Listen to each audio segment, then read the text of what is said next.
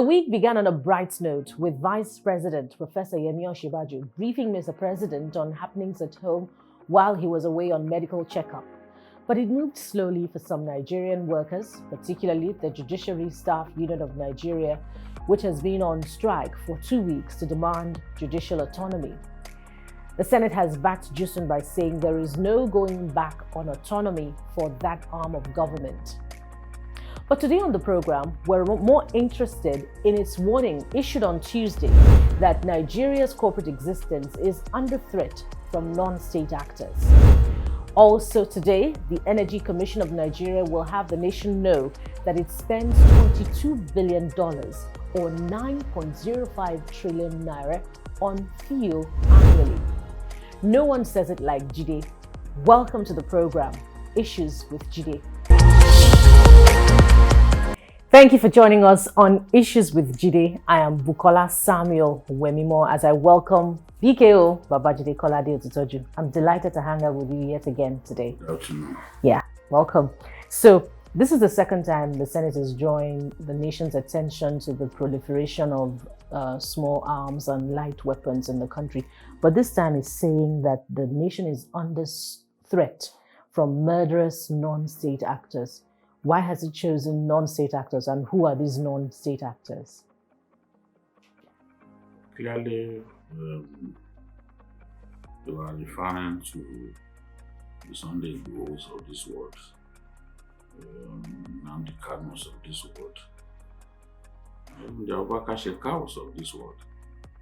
Everyone who has expressed a desire to have their regions of origin get out of the contraption called Nigeria was being referred to by those senators. And we all know that in the recent past, someone like Sunday Igboho has taken it upon himself to try to protect Yoruba land from people he described as murderous headsmen. He's tried to promote the feeling that the Yoruba land or the Dua land would do well to stand alone. So clearly the senators had someone like him in mind. And of course, it's the same attitude that Nnamdi Kanu has. Nnamdi Kanu has spoken so many times on the Biafran radio on the need for the Southeast to get out of Nigeria. The other day, we addressed his people for more than 1 hour 45 minutes, and he kept saying that they should confront the Nigerian security operatives, that we do not even have enough security operatives to defend the territorial integrity of this nation. So we're trying to rally his people to confront the armed forces. And of course, someone like Shekau has never pretended that a country like Nigeria should remain the way it is. He's always said, look, that they want to carve out of Nigeria a country of their own that will be run strictly based on the Islamic code. Theocracy, so to say. So they had these people in mind, and they are convinced that these persons are not pursuing peaceful means. They are not trying to use peaceful means to realize their goal of having their regions get out of Nigeria. So we are referring to them. They see them as violent people. They see them as people who should be stopped. They see them as people who constitute a big threat to the corporate existence of Nigeria. And clearly, we are saying that it's time that Nigeria broke up, then the evidence is there that you are a threat to the oneness of Nigeria. Increasingly, those demands for the breakup of Nigeria are being heard everywhere, and something must be done to stem the tide. I believe that our leaders must do their best to promote equity, to ensure that justice gets a pride of place in our country. Maybe when that is done, everyone will feel a sense that this country belongs to them, and they will want to give their best to ensure the oneness and the unity of our nation. For now, no doubt about it, the insecurity in our country puts the nation at great risk. And then the activities of some violent groups, especially from the southeast, also constitute a big threat to not just the security of our country, but to the oneness of our country. A situation in which police stations, policemen are being routinely attacked, police stations being set ablaze, policemen being killed, is a recipe for anarchy. Because if we can't protect our communities, if law enforcement agencies become endangered species in our country to the point that policemen do not feel like wearing their uniforms, then the ordinary man is not safe. Our second and last topic. The Energy Commission of Nigeria would have us know that the country is spending 9.035 trillion naira on fuel annually. DKO, isn't that amount enough to build Nigeria more refineries? It's enough to build refineries, it's enough to build power plants, but the problem in this case is we do not generate enough electricity to power our cities. Electricity is the greatest invention that mankind has seen, because with it, economic growth is guaranteed. With it, human comfort is also guaranteed. So any country that seeks to grow must do its best to generate electricity for its people. In our own case, since independence, we've not really done much. We are now said to be a nation of 220 million people. The best that we've done is 5,801 megawatts. That is the Nigerian record currently, which was set sometime in, I think, late February or so. We can't go on like this.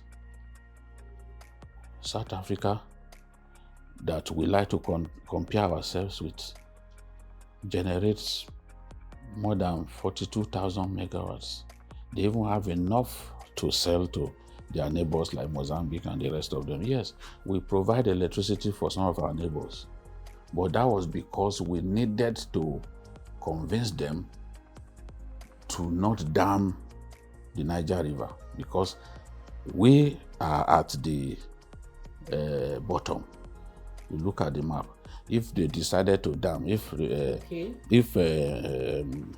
Niger Republic or Republic of Benin decided to dam the Niger River, we won't have enough volume of water to set up the Kainji Dam. So we had to agree with them, just similar to what's going on between Egypt and Ethiopia at this time. Yeah, because Ethiopia is insisting on building a dam, and the Egyptians are saying, look, our source of water from the Nile River will be hampered if you proceed to dam the water. So that's just by the way. we have not done much. You look at a country like Brazil, it's a third world country. At independence, Nigeria and Brazil were at the same level. Brazil, Malaysia, all of those countries, Singapore, who were at the same level. In 1970, Brazil was generating 11,000 megawatts. Today, Brazil is generating in excess of 160,000 megawatts. In fact, in 2016, it had generated more than 150,000 megawatts from 11,000 megawatts in 1970. They were achieving 5.8% growth year on year. But look at us, look at where we are. And the bulk, 70% of the electricity that Brazil generates is from hydro. That's one source, hydro. So in our own case, it has pleased God to give us all kinds of means by which we can generate electricity. But we are shown a clear lack of seriousness that you can actually blame on poor leadership. That's why we have refused to grow.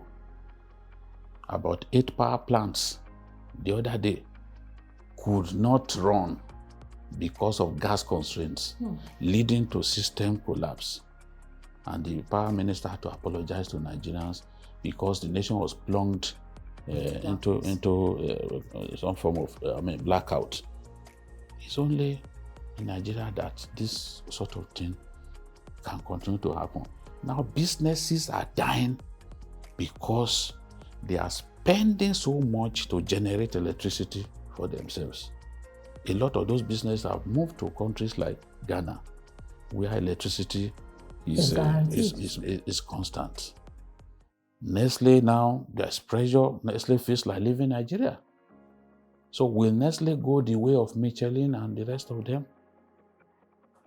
Until we are able to do something about the electricity supply in our country, the country cannot grow because it will be a lot more expensive to do business in our country because companies are providing their own electricity. Flour mills, for many years, flour mills refused to use public electricity because it was not constant.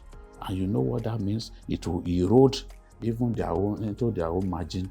They won't be able to make sufficient funds, sufficient money. So, and they will be forced to lay off staff. So this is the situation that we find ourselves. There's no reason why smaller countries should be able to provide consistent electricity. Why in our country we are unable to do that?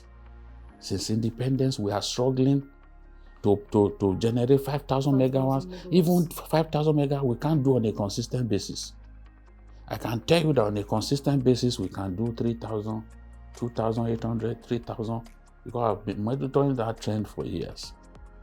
A lot of the power infrastructure in our country, they are weak. Some of them have not been replaced since the 50s. And then to make matters worse, when we thought that we should unbundle NEPA, the public electricity company, we brought in people who are not experienced. Everywhere else, when you want to concession or even sell public infrastructure, you look at the pedigree of those companies. Have they done that form of business before? All of the discos in Nigeria today, all of the generating companies in Nigeria today, none of them had a history of doing that form of business until they were given those public power infrastructure to manage. Oh. So what do we have? They cannot give what they do not have. You must have the technical expertise. You must have the financial wherewithal. They had neither of this. Today, federal government continues to give discos and gencos money. That is after selling public power infrastructure to them. Where is it done? We have had to take money from the World Bank to give these discos and gencos. Whereas, if we had done the whole privatization the right way, if it had been process driven, they would not have been given the power infrastructure to manage, because they would not have fulfilled that condition of financial wherewithal, because they don't have the funds to make things happen. They don't have the expertise, they do not have the experience. It's the same way now. We've now gone to Siemens to help us increase power supply in our country. Siemens has no track record of doing that anywhere in the world. It's just like saying, Boeing, we want you to come and run our aviation sector. Boeing only manufactures planes. It has no history of managing the aviation sector. This is what we've done to ourselves, and we've been fortunate with the resources that it has pleased God to deposit here, but we've never been fortunate with a consistent set of fantastic leaders. Food for thought as we wrap up today. All of these issues are linked, and it makes it imperative for them to be well thought out before these policies are churned out. Of course, there'll be more talking points for issues with Jide. So we promise you yet another edition of this program, same time next week at 6 p.m. on Saturday.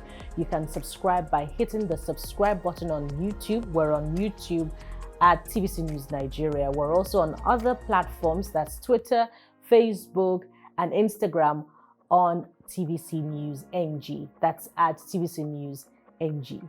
Thank you for watching. I am Bukola Samuel Wemimo. Bye for now.